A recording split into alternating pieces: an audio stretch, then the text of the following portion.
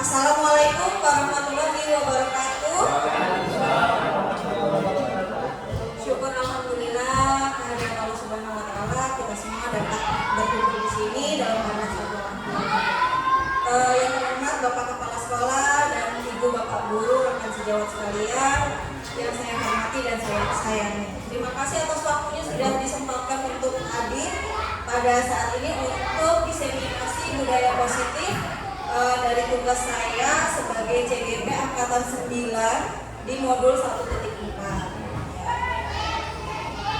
Selamat datang Bapak Ibu Guru hebat. Mari belajar bersama, berkolaborasi, saling mendukung demi terwujudnya budaya positif di sekolah yang kita cintai ini.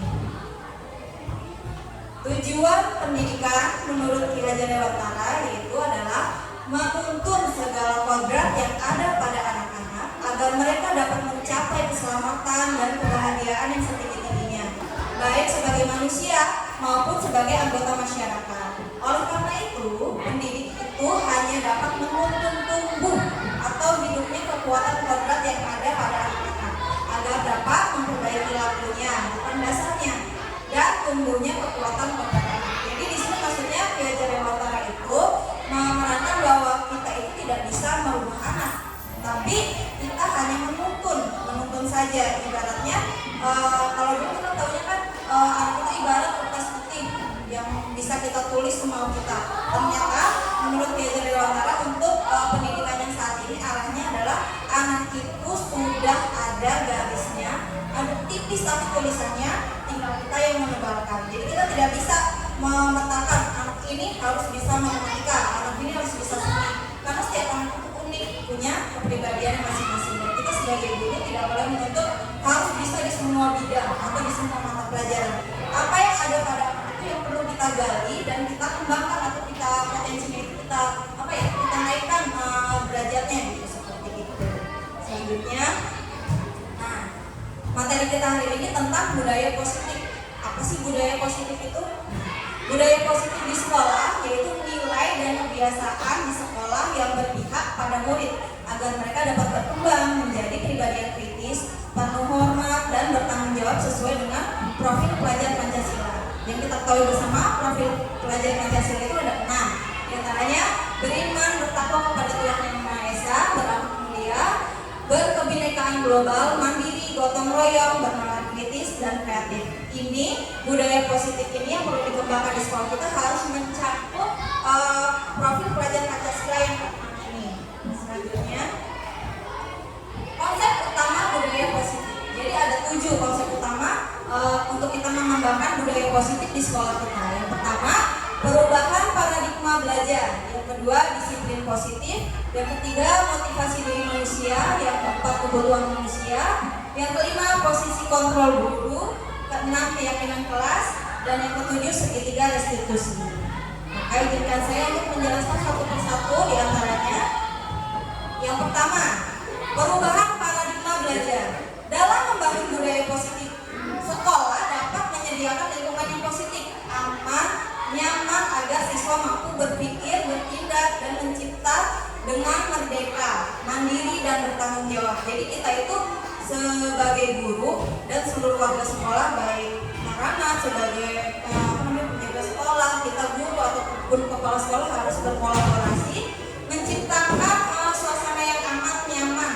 Aman nyamannya itu yang satu, ya tadi yang salah satunya sudah dijelaskan Bapak Kepala Sekolah di pagi ya, tidak disosialisasikan tentang bullying yang intinya itu yang perlu kita hindari, karena anak juga merasa tidak nyaman kalau lingkungannya membuat mereka tidak berminat untuk belajar atau merasa tidak nyaman. Dari ketidaknyamanan itu tidak akan masuk ilmu yang kita ajarkan. Guru pun sama, kadang kita terlalu keras kepada anak, itu yang perlu kita kurangi. Yang kedua, disiplin sangat berkaitan dengan kontrol guru terhadap siswa. Nah, tentang kontrol guru nanti akan dijelaskan pada bagian berikutnya. Selanjutnya, perubahan paradigma belajar ini lanjutannya. Perubahan paradigma teori kontrol atau disebut juga ilusi kontrol. Ilusi itu artinya bayangan atau sesuatu yang tidak sesungguhnya. Ya, iya betul Pak, betul sekali. Menurut Dr. William Drazer ya. Jadi ilusi guru itu mengontrol murid. Maksudnya gimana? Ilusinya seolah-olah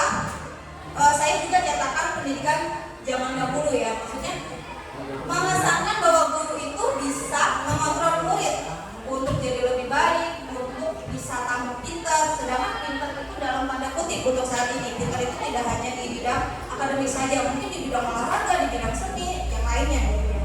Kita ilusi guru itu kita tuh pokoknya bisa menciptakan murid yang sesuai yang kita mau, padahal tidak seperti itu. Yang kedua, ilusi bahwa semua penguatan positif efektif dan bermanfaat. Misal kita selalu memberikan penguatan, ya pintar, ya bagus, kamu juara 1, kamu juara 2.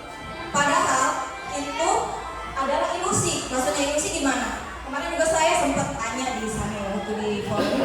Kalau seperti ranking atau juara, kita kan sering ya, misalnya ada lomba juara itu kan hal yang biasa. Ternyata itu menciderai perasaan anak. Maksudnya gimana? Maksudnya gini, ketika pencapaian di puncak, misalnya juara 1 itu berarti positif kan Bu ya? Kita memberikan penghargaan yang positif, penguatan yang positif. Itu menurut kita bagus, memicu atau memancing rasa ingin tahu anak atau untuk berkompetisi seperti itu. Itu yang selama ini kita tahu. Ternyata dari situ kita menciderai. Berarti yang juara 2, juara 3 atau yang tidak juara merasa, aduh saya nggak bisa apa-apa, berarti saya kurang. Nah, dengan hal yang seperti itu kita meninggikan satu pihak yang lain, banyak yang lebih tersakiti karena namanya juara pasti cuma 1. Nah, juara kedua pun itu adalah bukan prestasi yang bagus, berarti kan kalau ada ranking 1, 2, 3 atau juara 1, 2, 3 itu seperti itu. Makanya kalau di Bekasi saya dulu di sana sudah tidak pakai ranking lagi Pak, Bu. Jadi dari kabupaten dan memang dari dinas pendidikan sudah dihapuskan ranking itu. Di rapor pun tidak ada bagian untuk ranking berapa, itu tidak dicantumkan lagi. Akhirnya ilusi bahwa kritik dan membuat orang merasa bersalah dapat menguatkan karakter. Kita kan sering gini, kamu gimana sih jam-jam bikin ibu kesel terus tiap hari. Coba berubah. Kalau kayak gini kan ibu doain kepala sekolah. Kadang kita ingin menggali itu biar anak merasa bersalah terus besok mau merubah gitu ya. Ternyata di CGP itu juga salah ibu. Saya juga banyak gimana? Bu, maksudnya gimana ya? Banyak hal yang ternyata dunia pendidikan itu sekarang sangat buruk. Mungkin Bu Teti, Pak Fajar besok akan mempelajari itu dan akan gitu. Saya kesana. Awalnya saya juga tidak sependapat gitu, agak pro kontra di situ. Tapi memang masuk dari yang nomor 3 ini membuat rasa bersalah itu, jadi anak itu merasa, aduh aku tuh gak ada gunanya ya, aku tuh bikin kecewa terus ya, aku tuh gak pernah bener ya. Jadi itu membuat rendah diri anak, sedangkan kita tidak boleh kan bikin down anak itu. Intinya di situ. Itu kenapa dibilang itu ilusi. Kalau kita bilang menguatkan anak itu dengan merasa bersalah itu akan berhasil. Ternyata satu sisi mungkin akan berubah, tapi itu bukan motivasi dari dalam dirinya sendiri, tapi dari luar. Motivasi yang paling baik itu kan yang ada dari diri anak untuk berubah, bukan dari kita yang membuat dia merasa bersalah terus mau berubah seperti itu. Terus ilusi bahwa orang dewasa memiliki hak untuk memaksa. Kadang kita maksa ya, kamu harus berubah, besok kalau nggak berubah awas. Itu kan orang dewasa ya. Saya juga sama, saya sering melakukan itu. Tapi sekarang makin saya kurangi gitu. Maksudnya ternyata ketika kita memaksa anak itu mempunyai tekanan batin gitu. Mungkin dia punya alasan kenapa dia seperti itu, tapi kita kadang nggak mau tahu. Kamu pokoknya mah nakal kalau nggak kayak gitu. Kadang kita nggak mau dengar alasan dia seperti itu tuh kenapa gitu. Nggak ada. Kadang saya pun seperti itu. Nggak pernah nanya pokoknya itu salah. Itu adalah ilusi ya, ilusi kontrol. Disiplin positif. Apa sih makna disiplin?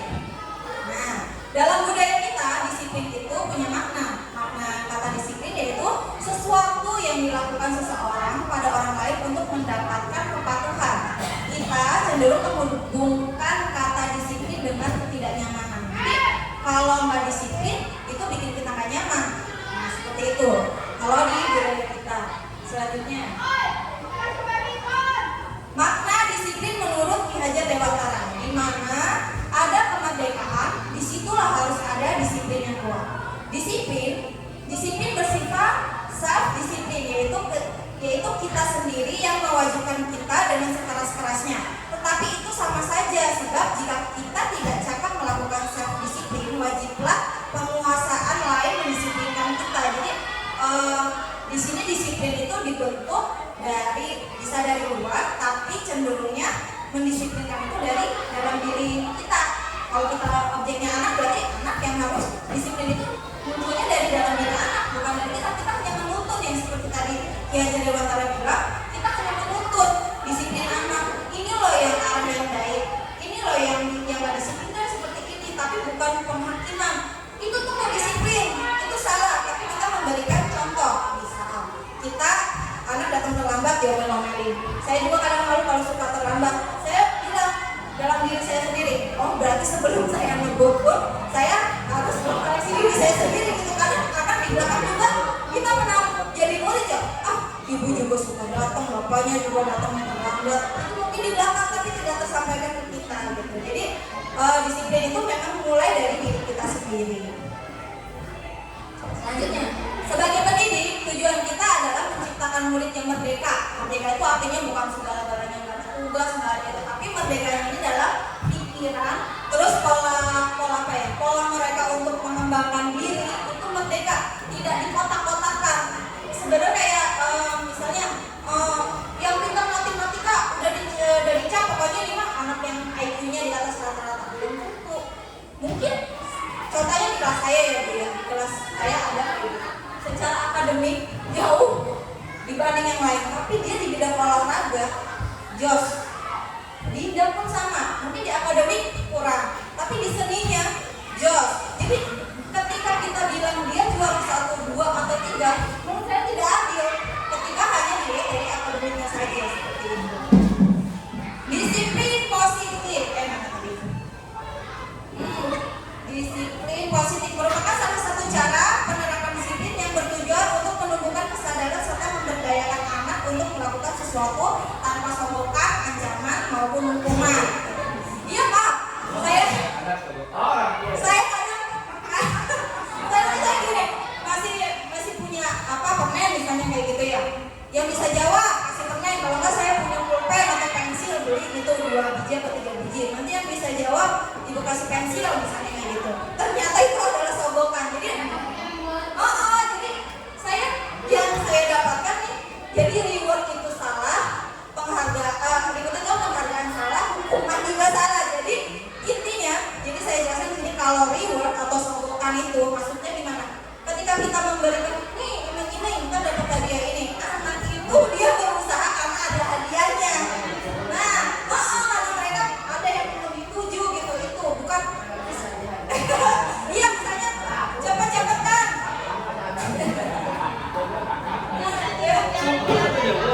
Iya betul, memang jangan dari awal.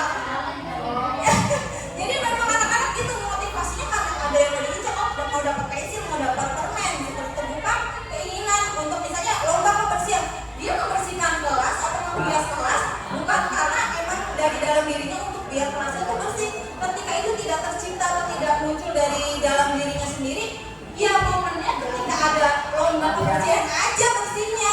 Seperti dunia kasihan tiap hari teriak-teriak bersihkan diri.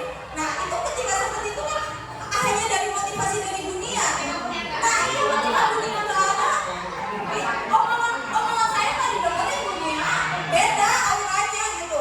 Jadi ketika seperti itu benar, betul sekali. Memang Bu, ini sangat benar-benar bukan ditakutin, tapi dia ganti gitu. Kayak Najwa tadi ya pagi, Bapak cepetan, aku mau berangkat. Kenapa sih Kak, makan dulu? Aku pikir nanti aku ketahuan dunia, aku makan gimana belum mikir. Karena dari anak saya tuh motivasi, tapi kan itu bagus ya. Nah itu dari luar Bu. Nah yang dari dalam diri anak itu mungkin kalau dunia kan tidak berinteraksi langsung dengan anak-anak yang lain. Itu kan momennya di lapangan. Lebih tugas kita sebagai wali kelas setiap hari ketemu, mendisiplinkan dengan cara menuntun.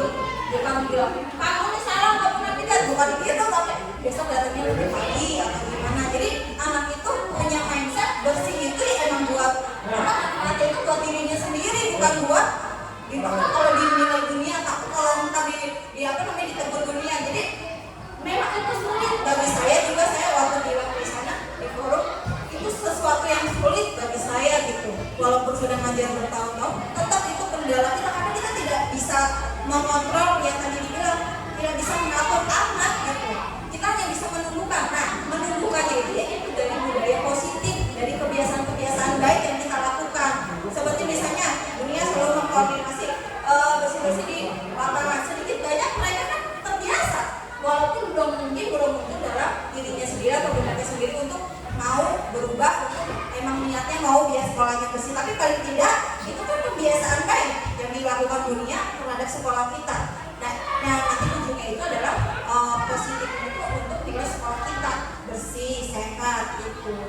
semuanya berproses. Tidak bisa hanya dunia saja yang capek untuk karya-karya. Kita semua warga sekolah juga punya peranan penting untuk membantu dan mendukung rekan-rekan kita yang sudah melakukan budaya positif atau pembiasaan positif ini. Selanjutnya, nah, konsep disiplin dengan identitas gagal. Jadi nanti ada gagal, ada berhasil gitu ya maksudnya. Konsep disiplin dengan identitas gagal. Jadi kalau gagal itu kita biasanya melakukan hukuman. Nah, penghargaan tadi yang saya bilang, hukuman itu gagal, penghargaan juga gagal. Maksudnya gimana? Kalau hukuman itu kan biasanya menyakitkan. Ketika kita kamu telat keliling lapangan, dilihat semua orang banyak, teman-temannya banyak. Ketika kita melakukan itu, kan hati anak itu kita nggak tahu apa sakit hati dengan kata-kata kita. Atau kalaupun nggak dari kata-kata kita, merasa sakit atau gimana ya? Dilihatin teman-teman, malunya itu kan membekas gitu sampai dewasa. Nah, tidak nyaman itu karena tadi malunya itu. Terus tuh murid jadi takut. Iya, takut dunia telat belum pikir. Murid jadi takut, memaksa artinya ketika kita memaksa, anak-anak itu kan jadi terasa tertekan. Murid menyembunyikan kesalahan. Nah, ini yang sering terjadi ya, boleh sih sering curhat sama saya. Padahal anak itu melakukan kesalahan, tapi dia tidak mau mengakui kesalahannya. Karena apa? Dia karena takut hukuman, takut dihukum. Jadi kita memberikan apa ya, budaya positif ke anak itu supaya jujur, apa adanya. Kalau melakukan kesalahan itu ngaku, itu sulit karena kita sering melakukan hukuman. Jadi anak takut untuk melakukan, untuk mengakui kesalahan. Dia bisa lempar ya berarti seringnya gitu ya. Si itu. Padahal saksi menyebutkan adalah si A misalnya, tapi dia menyebutkan kesalahan yang lainnya itu dari dalam dirinya sendiri. Saking takutnya itu anak takut, makanya nggak ngaku karena kita takut hukum gitu Pak gitu. Nah, selanjutnya murid menjadi rendah diri. Ya rendah diri itu tadi yang kita bilang, kamu gimana sih bikin kalau itu aja, tadi depan kepala sekolah itu domelin, kamu gak ada gunanya sih. Nah, kayak gitu juga dia juga merasa, aku tuh gak ada gunanya banget ya jadi murid, aku tuh nyakitin gurita dulu misalnya seperti itu. Hal yang seperti itu pun kurang baik gitu, karena akan membekas sampai kita dewasa. Saya pun sama dulu, ketika salah dilempar apa namanya kapur, saya dulu kapur putih cetek itu sampai saat ini saya merasa malu banget dilihat teman-teman sekelas seperti itu. Padahal memang saya yang salah misalnya, waktu itu saya salah. Tapi mungkin penerapan saat itu kan keras ya, kita kan pendidikan zaman dulu kan pendidikan yang keras. Salah dibentuk pakai apa? Garis kayu. Nah, seperti itu, ya. Seperti itu. Nah, memang kalau diterapkan di sekarang mungkin udah masuk kasus ya di kantor polisi. Jadi saya bilang di forum waktu itu di ICGP, kalau kita terlalu lemah juga anaknya parent kita gitu ya. Kita terlalu keras juga, kita takut ya dilaporkan karena ada undang-undangnya. Nah, jadi itu memang sulit membudayakan positif yang muncul dari diri anak itu sebenarnya harus kita gali. Tapi itu saya mengaku sendiri, saya pun sulit untuk melakukan itu, tapi saya akan belajar mulai dari kemarin itu. Setelah tahu saya belajar berubah dikit-dikit seperti itu. Nah, kalau tadi hukuman itu gagal, nah ternyata penghargaan juga gagal. Tidak efektif. Maksudnya yang tadi gimana? Mau lomba kebersihan, bersihnya kalau mau lomba aja kan gak efektif, kesehariannya gak bersih tetap aja. Nah, yang kedua merusak hubungan.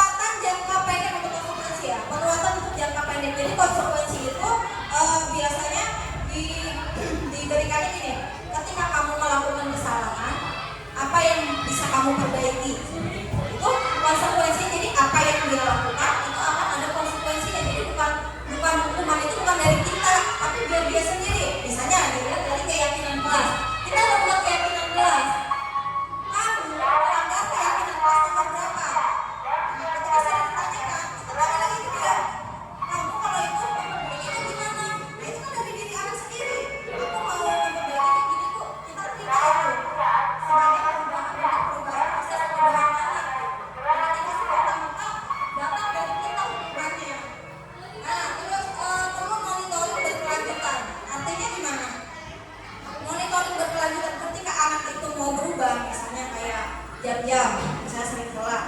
Kita lihat berkelanjutan sehari dua hari, jangan sehari dua hari aja, tapi berkelanjutan kontinu sampai kita menaikkan dia kelas atau pindah kelas gitu. Itu secara monitoring yang berkelanjutan.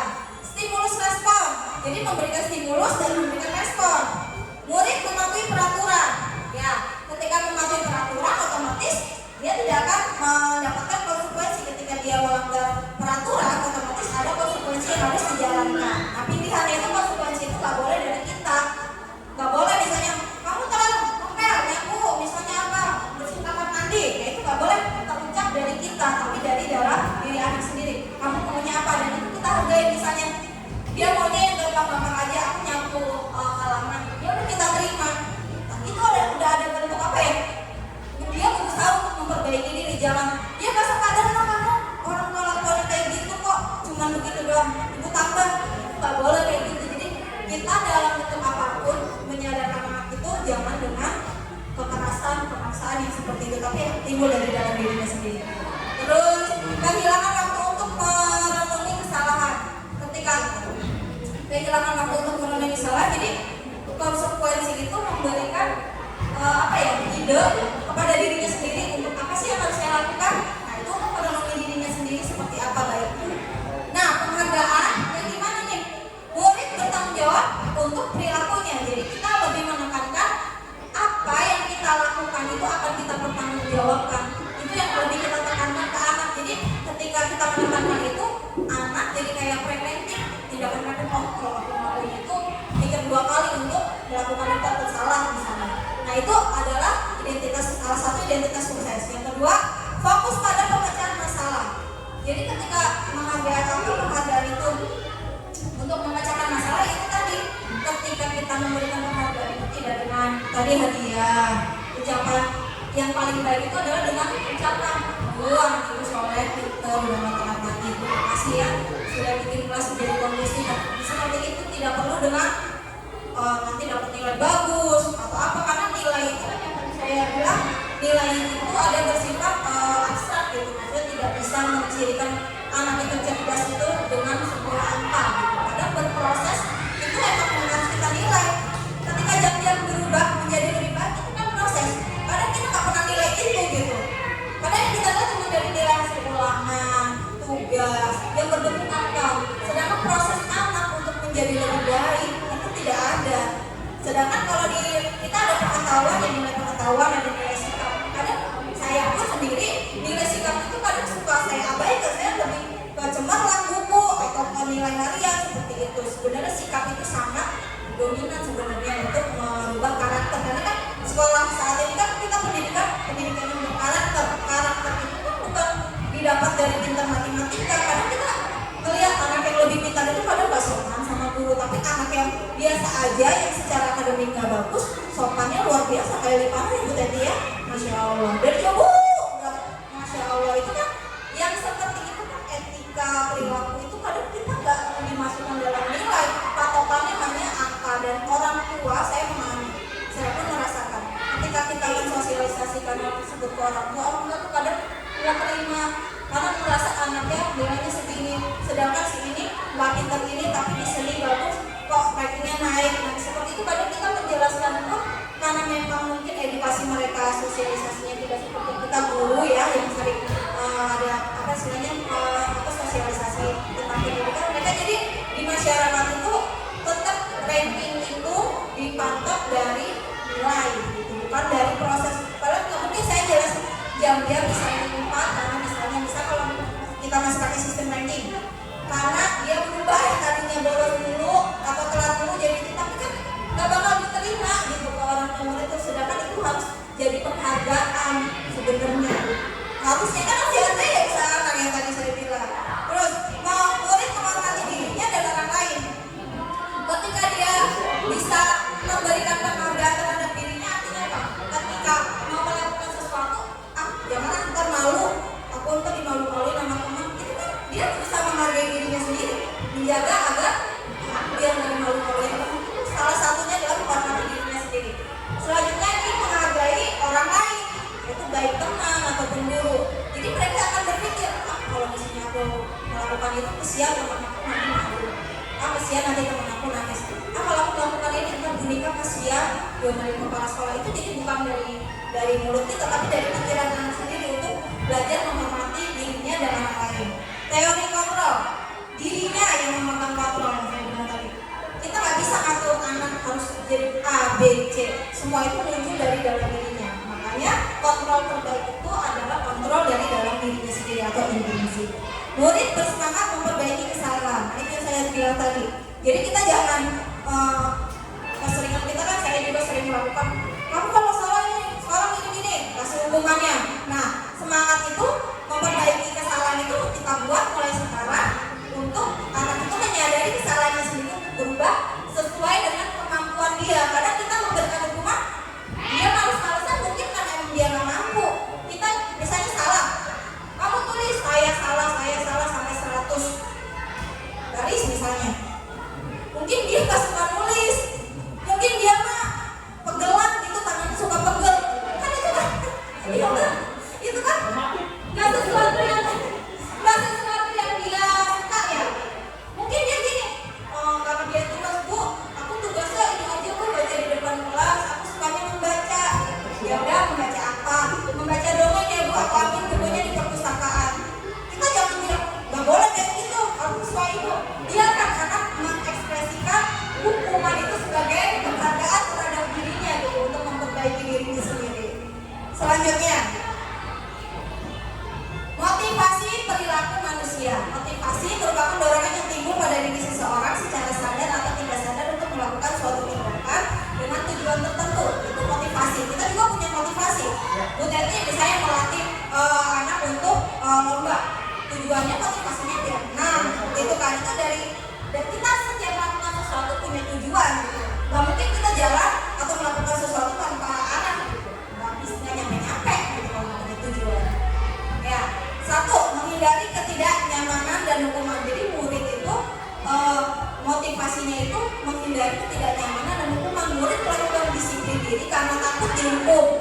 Ini adalah tingkatan terendah dari motivasi perilaku manusia. Jadi ketika kita memberikan hukuman, ternyata itu adalah hal yang paling mereka tidak sukai gitu intinya. Mereka akan menghindari ketidaknyamanan dan hukuman, makanya dia berbohong, tidak mau mengakui kesalahan, selalu mengulanginya lagi. Itu kan bukan dari dalam dirinya sendiri. Yang kedua, untuk mendapat imbalan. Nah, anak itu termotivasi karena untuk tadi dapat hadiah, dapat penghargaan dari orang lain. Murid melakukan disiplin diri karena ia menginginkan imbalan. Motivasi ini setingkat di atas motivasi pertama. Jadi levelnya kalau ini paling rendah, ini levelnya di atasnya satu. Nah, yang paling tinggi ya ini untuk menjadi orang yang mereka inginkan dan menghargai diri sendiri dengan nilai yang mereka percaya. Murid melakukan disiplin diri karena sadar akan nilai kebajikan. Nilai kebajikan itu nilai-nilai baik.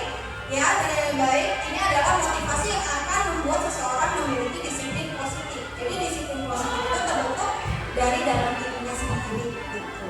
Selanjutnya, kebutuhan dasar manusia. Satu, untuk bertahan hidup. Dua, kasih sayang dan rasa diterima. Tiga, penguasaan. Empat, kebebasan. Lima, kesenangan. Jadi kadang kita kalau misalnya anak kok telat mulu datangnya, kita nggak tahu dia malamnya ngapain. Misalnya bantu ayam ke ibunya di pasar sampai malam, atau jualan atau apa. Kita kadang nggak pernah mau tahu urusan di belakang itu, di balik itu. Kita taunya pokoknya kamu telat kamu salah gitu. Kita nggak tahu di belakang itu tuh ada hal apa sih yang membuat dia itu melakukan itu telat terus. Itu kenapa kita nggak pernah tahu. Mungkin satu kali itu untuk bertahan hidup, ketika dia tidak membantu orang tuanya jualan sampai malam, dia nggak bisa dapat uang, orang tuanya tidak bisa bertahan. Yang kedua, kasih sayang dan rasa diterima. Mas, mungkin semua guru pernah merasakan ya, di mana ya Bu, so kayak gitu sama Pak Kajar bapak yang waktu di siapa ya, itu kan memang menurut saya bukan kenakalan, saya cari apa sih, cari perhatian ya Bu Desi ya. Maksudnya biar diperhatikan, mungkin karena memang satu, mereka anak-anaknya tidak seberuntung kita yang dengan keluarga yang lengkap orang tua. Kadang hanya ada ayah atau ibunya saja, dan ditambah tidak ada perhatian seperti kita gitu yang orang tua lengkap atau anak-anak yang mempunyai orang tua lengkap. Jadi motivasi atau kebutuhan dasar manusia itu beda-beda alasannya. Penguasaan itu maksudnya gimana? Penguasaan itu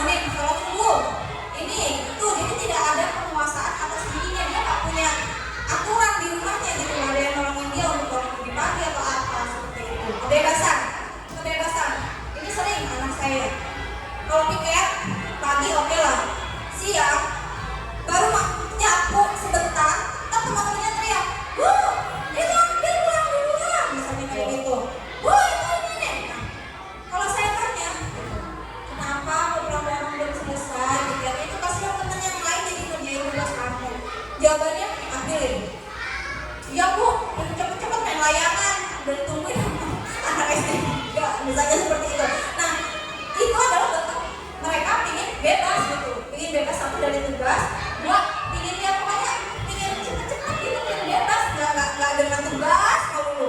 Piket itu bagi mereka juga sebagai tugas. Nah itu yang susah untuk saya tanamkan. Piket itu kewajiban untuk kebersihan kelasnya itu. Saya masih berusaha untuk merubah mindset itu. Terus untuk kesenangan, nah itu untuk kesenangan itu ingin buru-buru cepat main layangan. Nah seperti itu ada faktor untuk mendapatkan kesenangan. Jadi motivasi anak atau kebutuhan dasar anak itu ada 5. Di antaranya ini. Selanjutnya pendekatan restitusi. Ada yang pernah dengar restitusi apa? Belum, saya juga baru kemarin.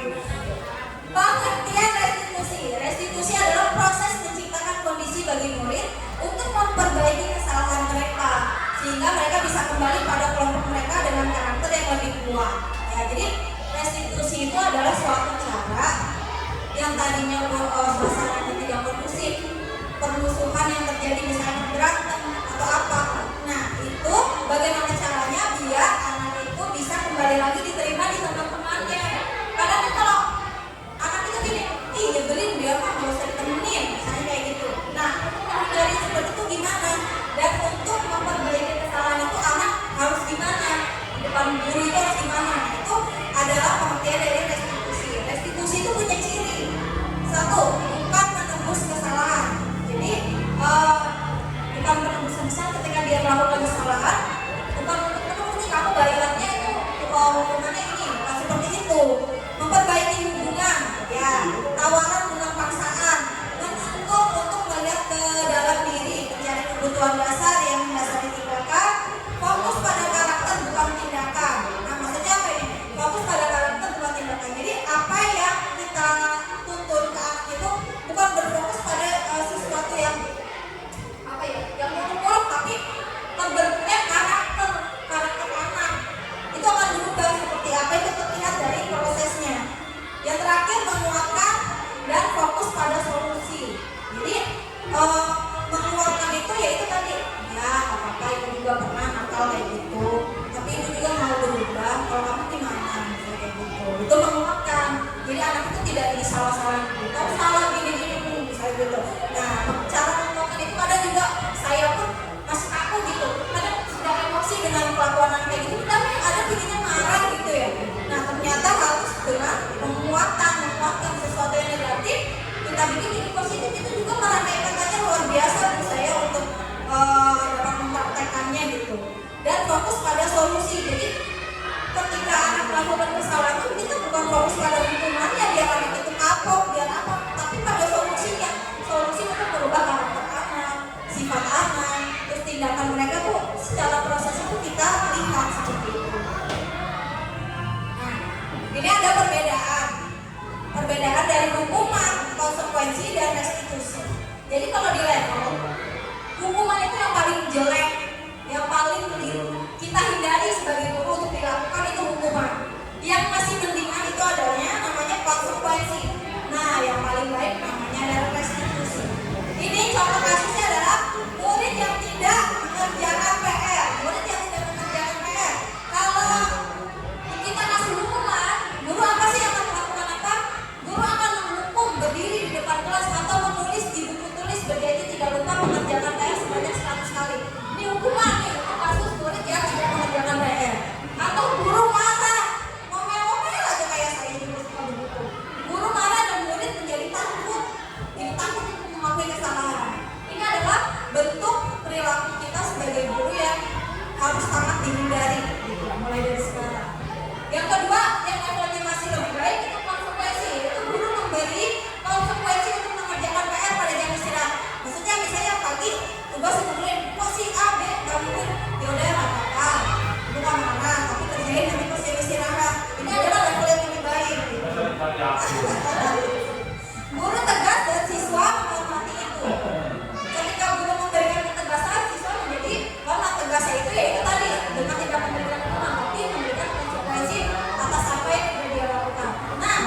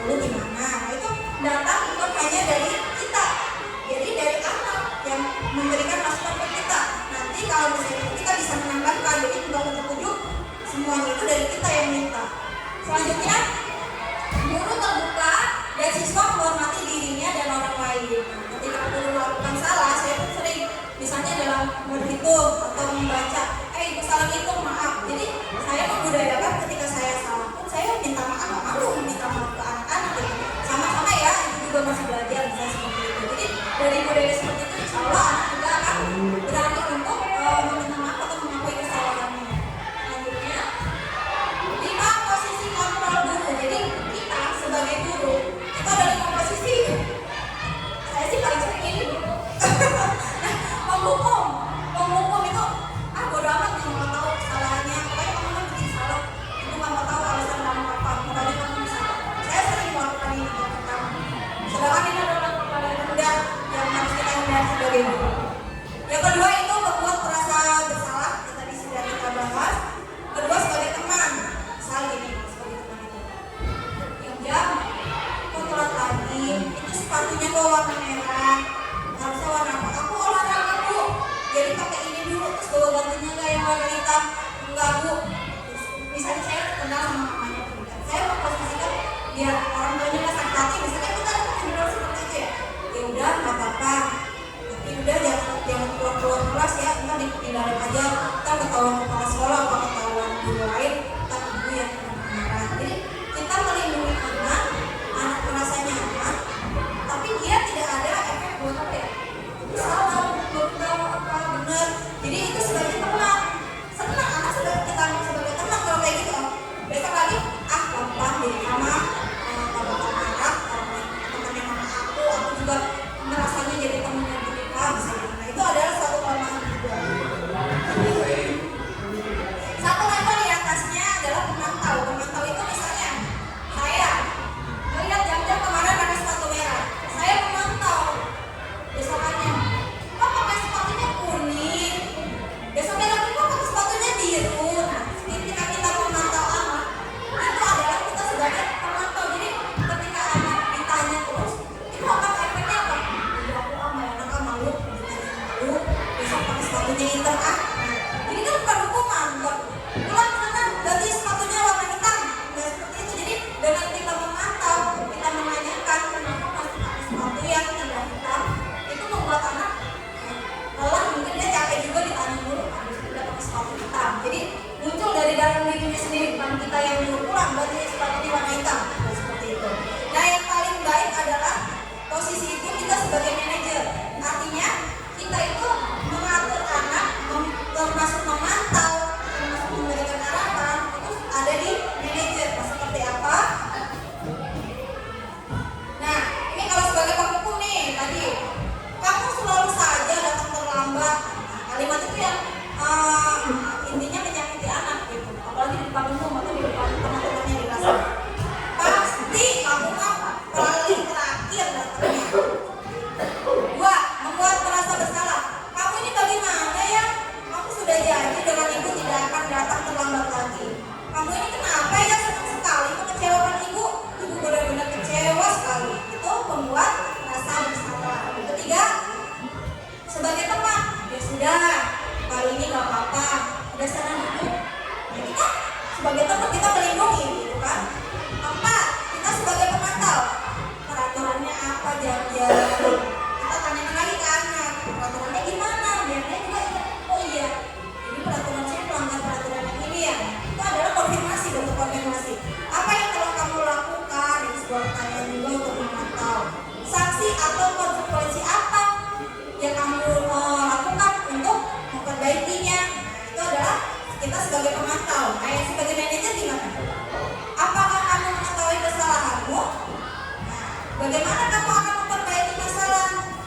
Itu adalah contoh kalimat untuk 5 posisi kontrol. Keyakinan kelas ya. Keyakinan kelas. Mengapa keyakinan kelas? Bukan peraturan kelas. Nah, suatu keyakinan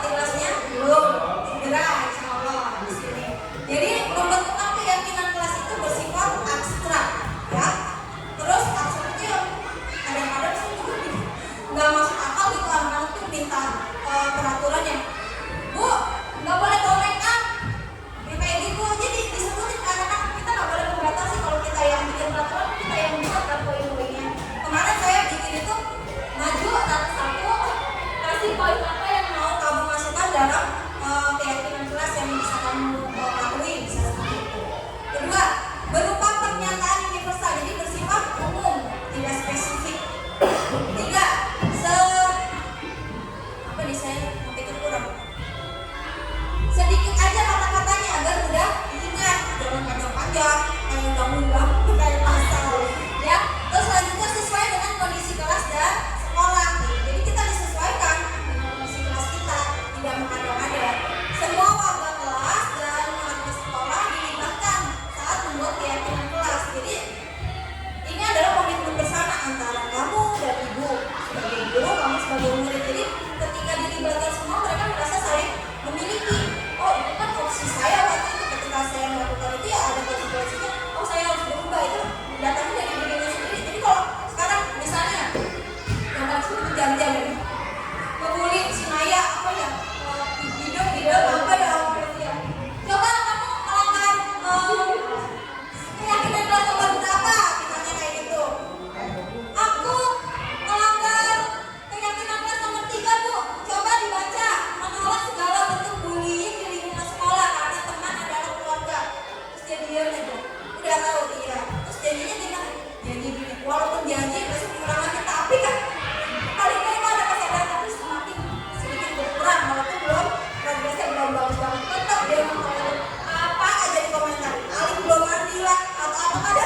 Bagi dia bercanda, tapi bagi yang itu si Aling gitu kan nangis kalau digituin Pak. Walaupun kenyataan memang ya belum mandi.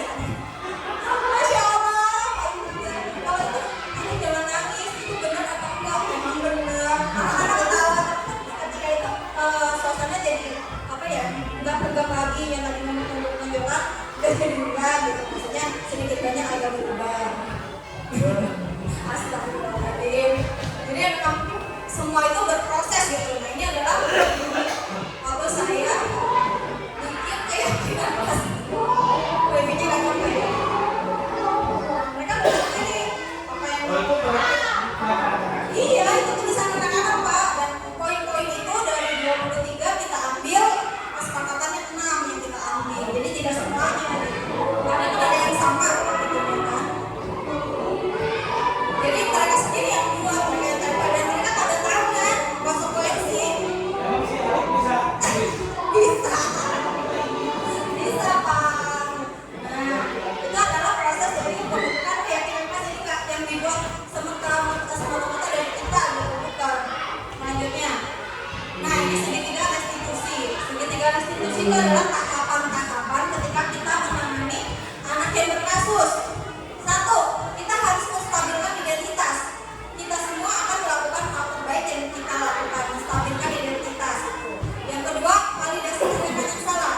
Semua perilaku memiliki alasan yang tadi kita bahas, yaitu tentang kebutuhan dasar. Menanyakan keyakinan, kita yakin bahwa kita semua memiliki motivasi internal. Nah, di sini adalah segitiga restitusi. Yang paling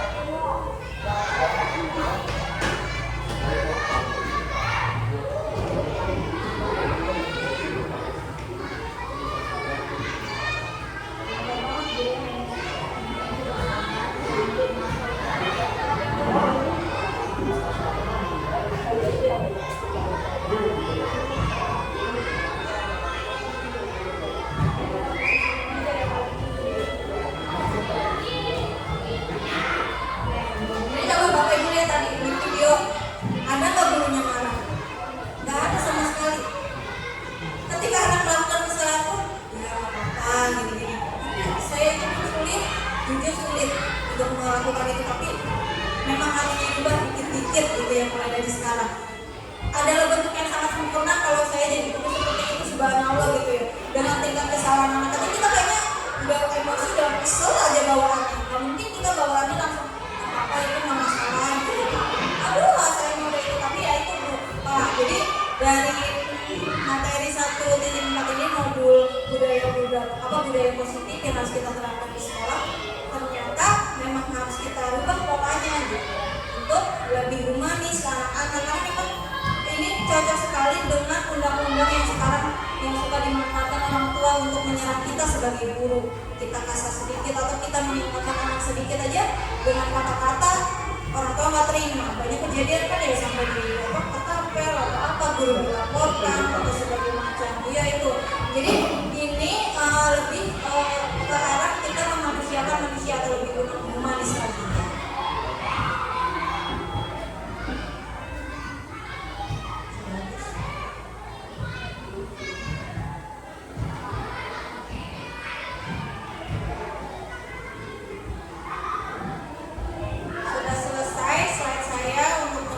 Modul 1.4. Terima kasih Bapak Ibu atas perhatiannya.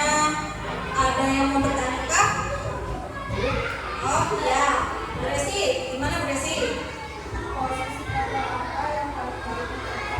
Nah, menurut Ibu gimana Bapak-Bapak? Yang paling baik tadi dari yang sudah saya paparkan, kita paling baik melakukan atau sebagai apa? Sebagai pembuka, membuat rasa manajer, benar Pak Paja. Nah sudah dijawab Bu Resi.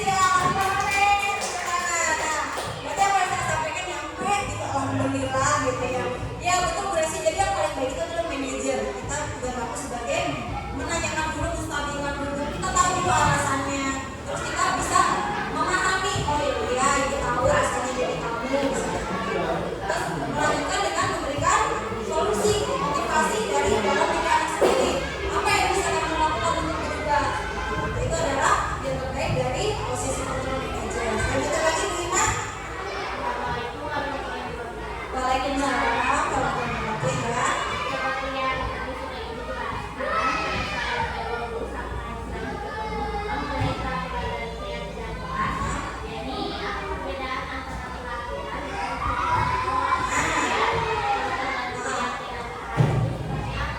Contoh keyakinan rahasia. Ada yang bisa jawab? Nah, berarti ya betul sekali, tepuk tangan Bu Tati. Jadi keyakinan itu dari dalam diri kita, kalau peraturan dari luar. Terus kalau keyakinan itu adalah sesuatu yang tidak tidak berkonotasi atau bermakna negatif. Misalnya kalau peraturan itu misalnya gini, dilarang merokok. Nah ada kalimat dilarang itu nggak boleh. Nanti kalau Bapak Ibu di kelas menyusun keyakinan kelas, tidak boleh ada kalimat jangan, dilarang, tidak boleh, itu jangan dicantumkan. Tapi kita lebih ke bahasa yang lebih positif. Itu adalah bahasa-bahasa negatif. Dilarang, kita kalau dilarang merokok, kita bisa misalnya, contohnya tadi Bima tanya contoh ya. Contohnya misalnya kawasan bebas asap rokok. Nah, kawasan bebas asap rokok. Secara tidak langsung kan yang membaca, oh berarti aku nggak boleh merokok di sini. Tanpa ada kalimat negatif di situ, dilarang. Tidak boleh. Dalam keyakinan kelas itu tidak boleh ada kata yang negatif. Ya seperti ini misalnya, tidak boleh membuli teman. Di poin nomor 3, saya tidak menulis tidak boleh membuli teman, tapi menolak segala bentuk bullying di lingkungan sekolah karena teman adalah keluarga. Di mana keyakinan kelasnya? Nah, menolak karena mereka meyakini karena teman itu adalah keluarga, jadi mereka menjaga, itu yang mereka yakini. Jadi kalau dilihat dari poin 1 sampai 6 itu tidak ada kalimat dilarang, jangan, atau yang berkonotasi negatif.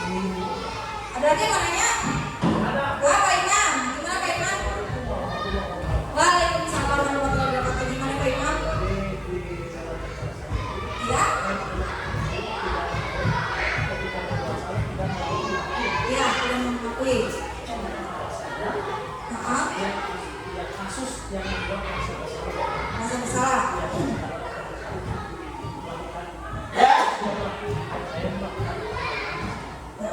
Misalnya seperti ini.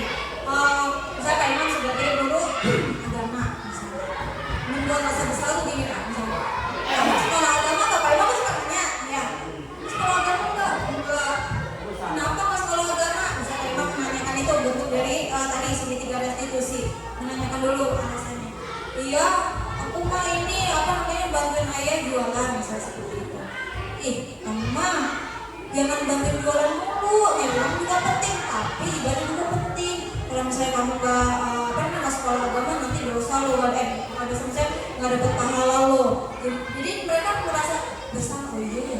Terus kalau misalnya gitu kan nilainya nggak bagus kok agama, kan Pak Imam kurangnya nilai agamanya. Seperti itu kan jadi apa? Berarti aku salah ya. Berarti gimana? Nah, seperti itu adalah bentuk dari rasa bersalah dalam diri anak. Tapi belum tentu juga dia berubah karena emang pengen sekolah agama tapi karena takut dikasih nilai hilang sampai Pak Imam gitu. Seperti itu salah satu contohnya. Ada lagi yang lain? Sudah cukup? Bu Tati gimana Bu Tati? Iya sangat, itu marah itu adalah bentuk penghukuman yang paling menyakitkan. Karena kalau di dalam apa ya Bu Tati? Apa tuh ada pepatah mulutmu harimaumu, terus ada yang setajam pisau, apa tuh yang kata-kata kita itu, iya lidah kita itu kalau udah bicara itu bisa menyakitkan. Mungkin bagi kita itu biasa aja, tapi bagi orang itu sangat menyakitkan, kita nggak tahu. Nah seperti itu, jadi marah itu di agama kita juga memang gimana marah itu apa artinya? Janganlah marah ya, dia sangat dihindari karena marah itu bersama siapa dia Pak ya? Nah diiringi setan. Emang saya juga merasakan itu ketika satu kalimat yang saya ucapkan marah itu dalam pikiran saya tuh ada aja saya balik kesalahan dia yang teman-teman, karena harusnya kita fokus pada kesalahan dia yang saat ini gitu. Tapi saya namanya setan tuh dari mungkin dipengaruhi gitu, aku dulu kan dia ada berubah jadi terus aja saya marah. Memang dari marah itu semuanya jadi lebih berantakan gitu, dan anak merasa lebih tidak dihargai. Ya, ya Pak. Gimana?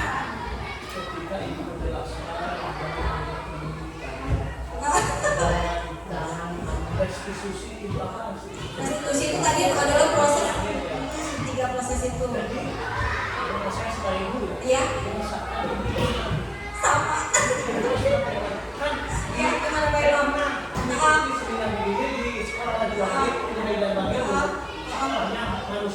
Manusia. Sekolah pertama saya jadi begini. Iya. Yang adanya di Depok Najwa.